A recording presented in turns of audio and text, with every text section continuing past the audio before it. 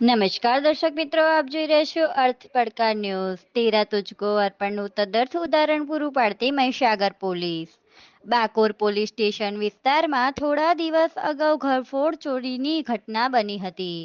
બાકોર પોલીસે ચોરીના દાગીના તેમજ ચોરોને પકડી જે તે વ્યક્તિને દાગીના પરત આપ્યા.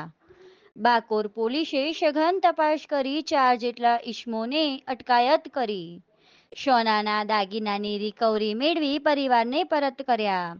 તેરા તુજકો અર્પણનું ઉત્તમ ઉદાહરણ આપી પરિવારને 4,09,936ના દાગીના પરત આપી ન્યાયિક દ્રષ્ટાંત પૂરું પાડ્યું. ચોરાયેલા સોનાના દાગીના મૂળ માલિકને પાછા આપતા પરિવારે બાકોર પોલીસની કામગીરીને બિરદાવી આભાર વ્યક્ત કર્યો.